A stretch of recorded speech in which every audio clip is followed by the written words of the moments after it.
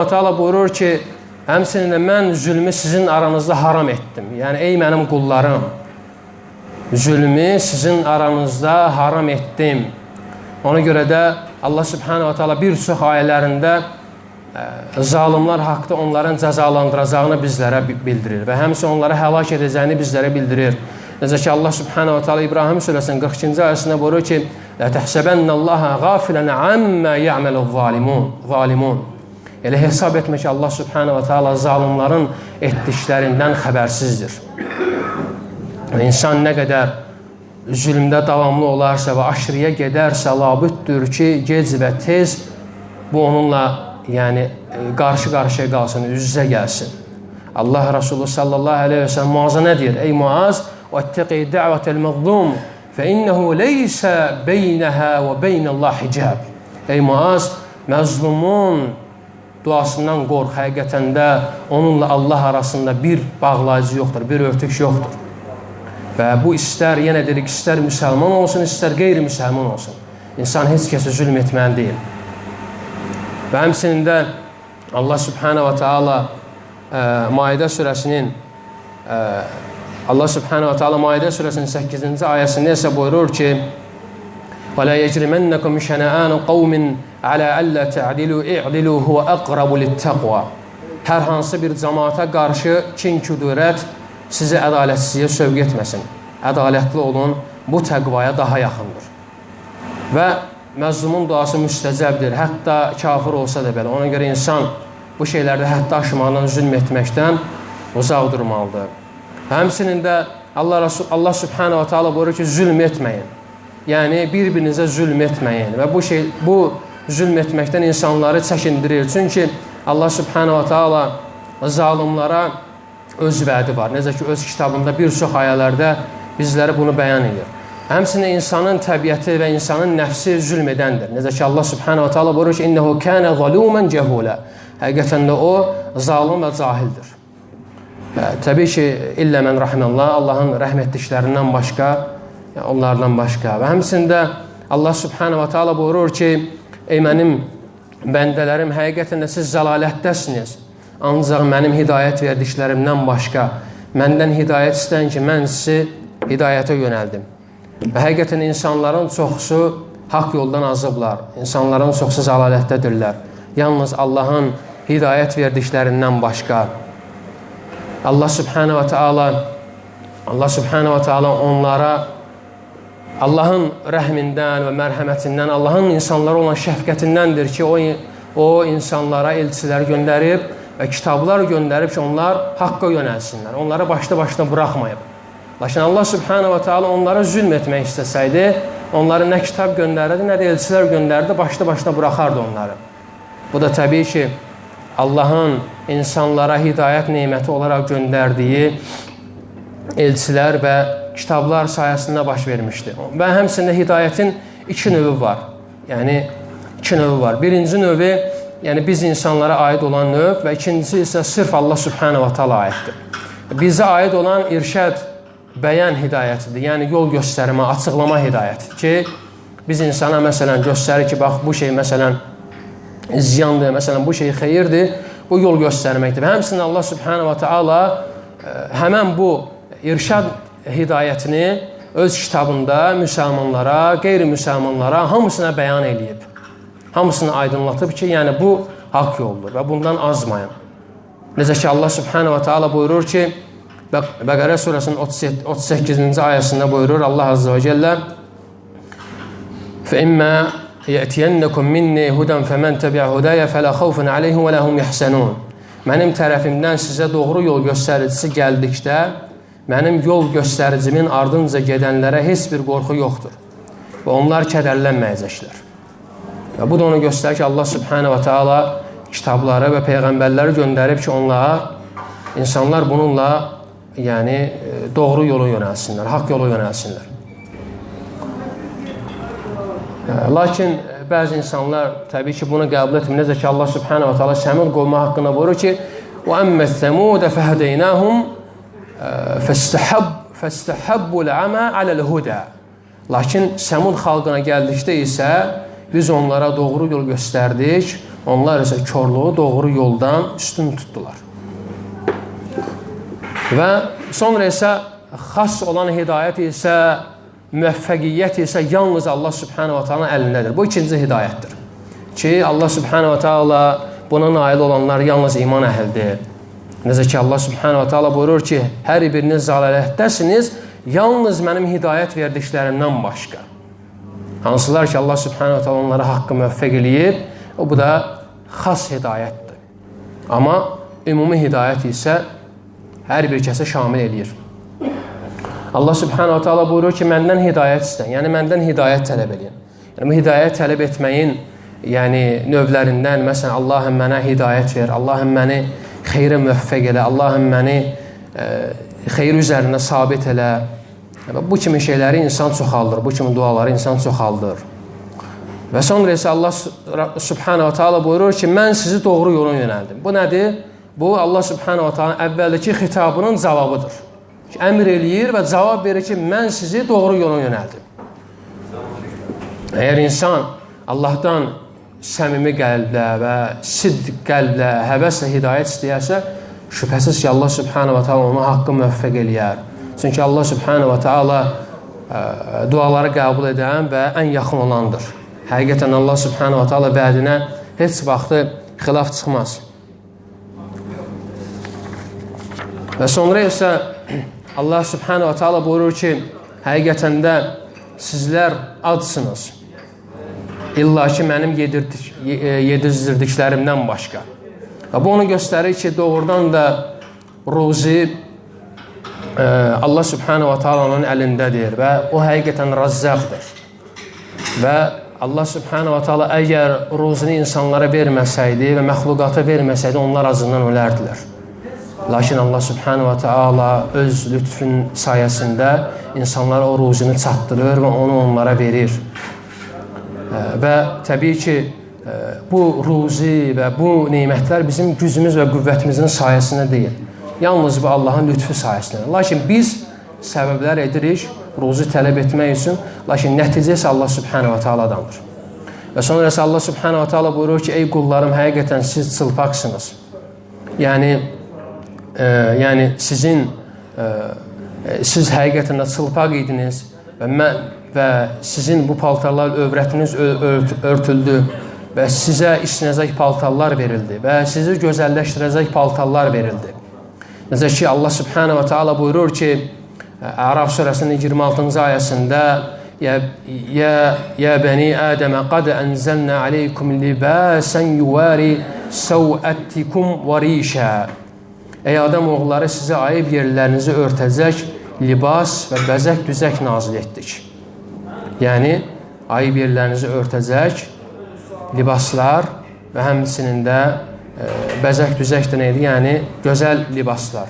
Hansı ki, insanı gözəlləşdirən libaslar. Və sonra isə Allah subhanahu wa ta'ala buyurur ki, məndən geyəcək şey istəyin. Yəni, bunu məndən tələb edin. Ki, əqsukum və onu sizə geyindirim mən. Həqiqətən Allah subhanahu wa ta'ala duaları qəbul edəndir. Və bu onu göstərir ki, insan doğrudan da zəifdir. Hər bir halda, bütün hallarında insanın Allaha ehtiyacı var. Və insan bilməlidir ki, o nə yeməyə malikdir, nə geyinməyə və hər bir şeyi tələbi yalnız Allah subhanahu wa ta'ala etməlidir. Çünki insan və həmçinin də bilməlidir ki, onu yedizdirən və sizdirən Allah subhanahu wa ta'aladandır. Bu, Allahın bizlərə olan yaxşılığı və lütfü sayəsindədir. Və sonra isə Allah subhanahu wa ta'ala buyurur ki, ey mənim qullarım, həqiqətən də siz gecə və gündüz günah işləyirsiniz. Yəni, günahlar edirsiniz. Və bu, həm də insanın təbiyyətindəndir günah işləmək. İnsanların çoxsu bu. İnsanların, yəni, çoxsunun halı təbii ki, bundan ibarət. Necə ki, Allah Resulü sallallahu aleyhi ve sellem buyurur ki, kullu bəni Ədəmə xatta və xeyrul xattainə təvvabun. Həqiqətən də Adəm övladının, yəni, çoxu, Adəm övladları xəta edənlərdir, xətakarlardır. Və onların ən xeyirlisi kimlərdir? Tövbə edənlər. Ona görə də insan çoxlu günahlar eləyir, çoxlu xətalar buraxır. İnsanın ehtiyacı Allah subhanahu wa ta'aladan məğfirət diləməkdir. Və heç kəs məsum deyil. Və bu günahın ilacı da, bu günahın dərmanı da Allahdan istiğfar diləməkdir, çoxlu istiğfar diləməkdir. Çünki Allah subhanahu wa ta'ala buyurur ki, məndən bağışlanma diləyin. Mən də sizi bağışlayayım. Necə ki, Allah azze və cəllə buyurur, وَإِنِّي لَغَفَّارٌ لِمَنْ تَابَ وَآمَنَ وَعَمِلَ صَالِحًا ثُمَّ اهْتَدَى Mən həqiqətən də tövbə edib, iman gətirib, yaxşı işlər görən, sonra doğru yolu tutanları bağışlayıram. Və həqiqətən Allah subhanahu wa ta'ala adlarından o bağışlayan və bağışlamağı çox olandır. Allah subhanahu wa ta'alanın məğfirəti isə genişdir. Məğfirəti genişdir. O kəslərə ki, onlar günahlarından tövbə edirlər. Necə ki, İbn-i Qayyum rahimehullah öz nuniyyəsində buyurur ki, həqiqətən də insan şirk xaric, yəni yerlər və göylər qədər günahlarla gələrsə, həqiqətən Allah subhanahu wa ta'ala pak və nöqsansız olan Allah onun günahlarını bağışlayar. Çünki o geniş məğfirət sahibidir. Ona görə insan onda hər hansısa bir xəta baş verdiyi zaman, günah işlədiyi zaman dərhal tövbəyə tələsməli və günahlarına görə Allah subhanahu wa ta'ala istiğfar diləməlidir. Necə ki, Allah azze və cəllə özlərinə günahlarla zülm etmiş qullar haqqında buyurur ki, قُلْ يَا عِبَادِيَ الَّذ۪ينَ أَسْرَفُوا عَلَى أَنْفُسِهِمْ لَا تَقْنَطُوا مِنْ رَحْمَةِ اللّٰهِ إِنَّ اللّٰهَ يَغْفِرُ الذُّنُوبَ جَمِيعًا إِنَّهُ هُوَ الْغَفُورُ الرَّحِيمُ Özlərinə günahlarla zülm etmiş qullarıma de ki, Allahın rəhmətindən əlini üzməsinlər. Həqiqətən Allah bütün günahları bağışlayandır, o rəhimlidir və qafurdur. Ona görə də insan günah işlədiyi zaman dərhal tövbəyə tələsməli və Allahın rəhmətindən əlini üzməli deyil. Və həmçində bunları tərk etməli deyil. Və deməsin ki, mən elə bir günah işləmişəm ki, bunu Allah məndən bağışlaya bilməz. Əksinə, insan nə qədər günah işləyirsə, tez bir sürətdə Allah subhanahu wa ta'ala tövbə etməndə, Allah subhanahu wa ta'ala heç bir iş böyük görünməz. Allah subhanahu wa ta'ala bütün günahları bağışlayandır. Və həmçinin buyurur ki, Allah azze və cəllə hədisin davamında, Qudsi hədisin davamında sizin mənə zərər verməyə gücünüz çatmaz ki, zərər verəsiniz. Mənə fayda verməyə gücünüz çatmaz ki, fayda verəsiniz. Və bunu göstərir ki, Allah subhanahu wa ta'ala həqiqətən də zəngindir. Və qullarından heç kəsə ehtiyacı yoxdur. Və insanlar nə qədər günah işləsələr də, nə qədər şirk əməllər etsələr, nə qədər küfr əməllər etsələr də bu Allah subhanahu wa ta'ala zərər verməz. Çünki Allah azze və cəllə buyurur ki, İn təkfuru əntum və mən fil ardı cəmiyyən fə innəllaha ləğaniyyun həmid. Əgər siz və yer üzərində olanlar da Allah'ı inkar etsələr və küfr etsələr, həqiqətən Allah subhanahu wa ta'ala yenə də o zəngindir və tərifə layiqdir. Bu onu göstərir ki, Allah subhanahu wa ta'ala qullarından onların ibadətlərinə və itaətlərinə ehtiyacı yoxdur. Lakin o bizlərə əmr eləyib ki, biz ona ibadət edək və itaət edək. Çünki bizim ona ehtiyacımız var. Və həmçinin də itaət və ibadətlər etsək də belə, bu şeylər yenə də Allah subhanahu wa ta'alanın yanında olan faydanı heç vaxt artırmaz. Nə qədər insan itaətlərlə etsə də belə, nə qədər yaxşı əməllər etsə də belə, yenə də Allaha fayda vermir. İnsan yenə də öz-özünə fayda verir. Sən buna möhtacsan, Allah möhtac deyil. Və həmçinin insan nə qədər günah işləsə, təbii ki, Allahın yanında heç bir şey əksiltməz. Təbii ki, bu günah sənin əleyhibədir. Və sonra isə Allah subhanahu wa ta'ala buyurur ki, həqiqətən də sizin əvvəlinciləriniz və sonuncularınız, yəni əvvəldən ta qiyamətə qədər, həmçinin də insanlarınız, yəni Adəm övladları. Və sonra isə buyurur ki, cinlər də. Və cinlər təbii ki, qeyb aləmidir. Onlar ikinci aləmdir. Biz onları görmürük ki, onlar haqqında yalnız Allah subhanahu wa ta'ala'nın xəbəri var. Niyə görə onlar cinlər adlandırılıb? Çünki onlar məxfidirlər, görünmürlər, gözə görünməzdirlər. Necə ki, Allah subhanahu wa ta'ala buyurur ki, Əraf surəsinin 27-ci ayəsində İnnəhu yarakum huva və qabiluhu min heythu la tərəvnəhum. Şübhəsiz ki, o və onun nəsli sizləri sizin onları görə bilmədiyiniz yerlərdən görürlər. Onlar mövcuddurlar və onlar bizi ilə birlikdə yaşayırlar. Onlardan da mömin və kafir olanlar, onlardan da asi və itaətkarlar, onlardan da xoşbəxt və bədbəxt olanlar var. Necə ki, Adəm övladlarında olan kimi. Lakin qeybi aləmdir və biz onları görmürük. Və sonra isə həmən bu yerin davamında isə Allah subhanahu wa ta'ala buyurur ki, sizdən ən təqva sahibi bir adamın ürəyi kimi olsalar belə, yəni insanların hamısı salih olsa, hamısı günah işləməyən insanlar olsa belə, yenə də Allah subhanahu wa ta'ala mülkünü artırmaz. Çünki Allah azza və cəllənin mülkü tamdır. Onda heç bir naqislik yoxdur. Ehtiyac yoxdur onun mülkünü kimlərsə artırsın. İtaət edənlərin itaəti Allaha fayda verməz və asilik edənlərin asiliyi Allahdan bir şeyi naqisləşdirməz. Çünki Allah azza və cəllə zəngindir və o tərifə layiqdir. Və mülkü də dedik ki, tamdır. Və sonra isə buyurur ki, Allah subhanahu wa ta'ala əgər sizin əvvəlinciniz, sonuncunuz, insanlar, cinlər ən pozğun bir adamın ürəyi kimi olsalar, yəni insanlar hamısı heç kəs Allaha iman gətirməsə, yenə də Allah subhanahu wa ta'alanın mülkündən heç bir şey əksiltmir. Təbii ki, insanlar yenə də özləri özlərinə ziyan verirlər. Necə ki, Allah azze və cəllə buyurur ki, İbrahim surəsində və qalə Musa in təkfuru əntum və mən fil ardı cəmiən fə innəllaha ləğaniyyun hamid. Ey Musa, siz və yer üzərində olanlar küfr etsələr, Allah subhanahu wa ta'ala həqiqətən zəngindir və tərifə layiqdir.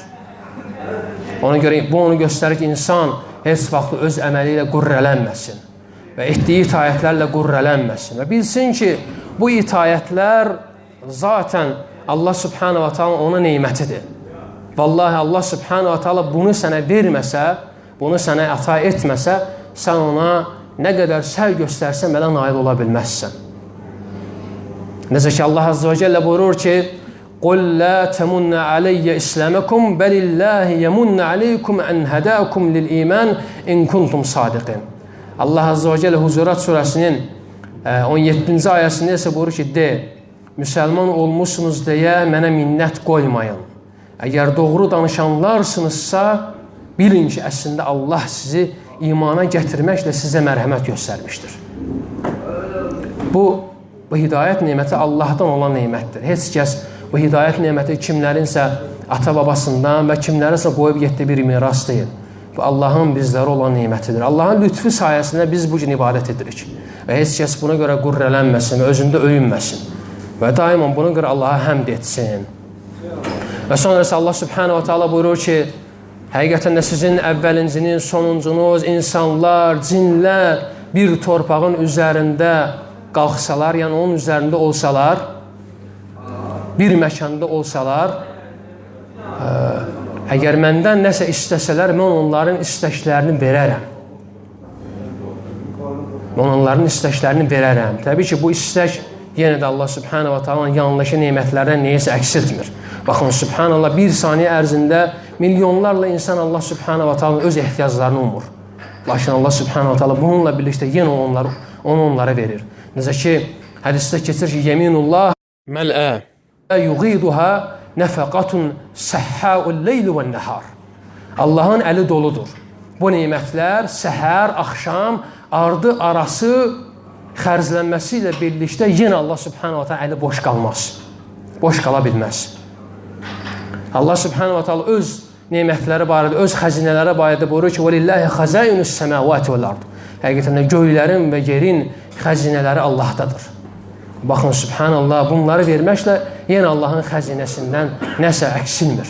Lakin biz məxluqat öz xəzinəmizdən, öz kapitalımızdan nəsə ödədikdə görür ki, orada nələrsə azalır, nələrsə naqisləşir. Lakin Allah subhanahu wa ta'ala da bu isə əksilmir, azalmır. Çünki Allah subhanahu wa ta'ala mütləqən olaraq zəngindir. Və Allah subhanahu wa ta'ala buyurur ki, mən istəyənin istədiyini verərəm. Baxın, nə deyir? Əvvəlincilər, sonuncular, insanlar, cinlər, hamısı bir məkanda dursalar və bir məkanda istəsələr, onların istəyinin hamısını verərəm.